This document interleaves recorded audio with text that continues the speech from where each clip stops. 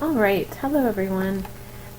This set of notes is on C.2 in your book. It's on page 86.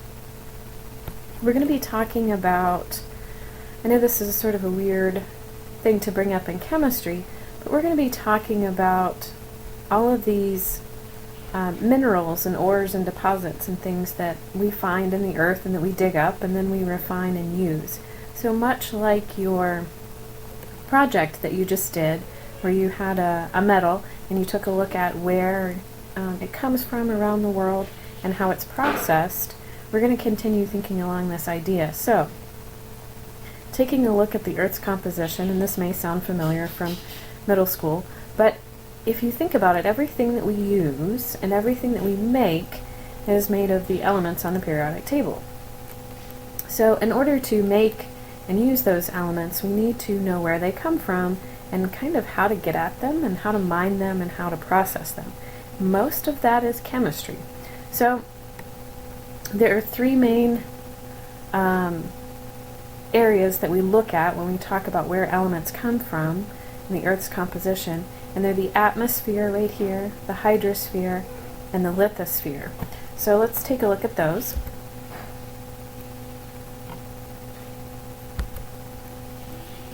The atmosphere is about 100 kilometers of air to the surface of the Earth, and what we find there is nitrogen, oxygen, neon, and argon. Our hydrosphere, which is all of the lakes, rivers, oceans, all of the bodies of water, and there's about, give or take, 5 meters of water on the Earth's surface, and it contains valuable dissolved minerals. The lithosphere is the top 40 kilometers of the Earth, so digging down into that Earth's crust, this is where we get most of our chemical resources. So within the lithosphere, those chemical resources that we mine are called ores. These are the rocks or minerals that are actually profitable to mine. Some of them are not. It takes too much money to find them and get them out and process them, so it actually isn't profitable. So we have ores. You can have things like iron ore, cobalt ore, any of those. Deposits are naturally occurring collection of ores, so this is where we would mine.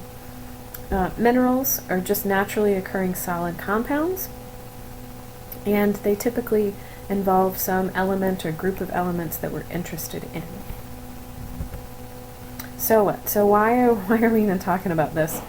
You may have studied the water cycle and maybe touched on it in biology last year, but also definitely in middle school. And we know that there's only a set amount of water on the Earth, right? And there's only a set amount of clean water and fresh water. So minerals actually are the same way, and I don't know if you've ever thought about this, but there's only a set number of minerals out there. There's only a certain amount of gold out there in the world. There's only a certain amount of helium out there in the world. I don't know if you've ever thought about that when you buy your helium balloons, but there's only a set amount of helium out there.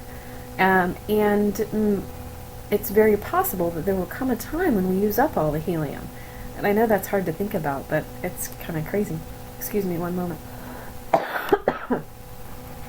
So, metals that are out there and minerals, they're finite.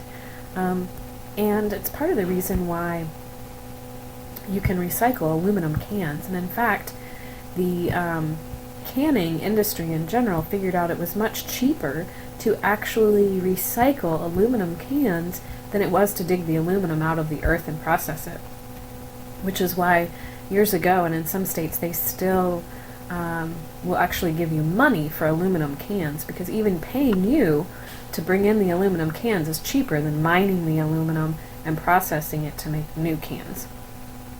And whenever you mine and process these ores and these minerals, there's always a cost associated with it, an economic cost, whether that's to the environment or whether it's actual physical money that you're paying.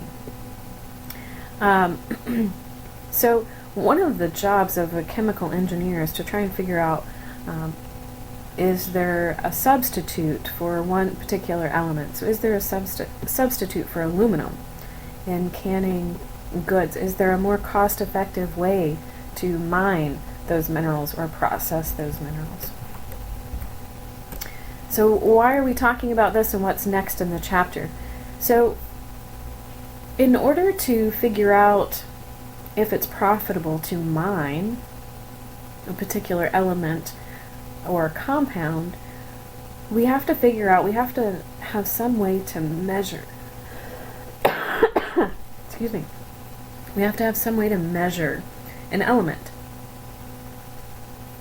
So,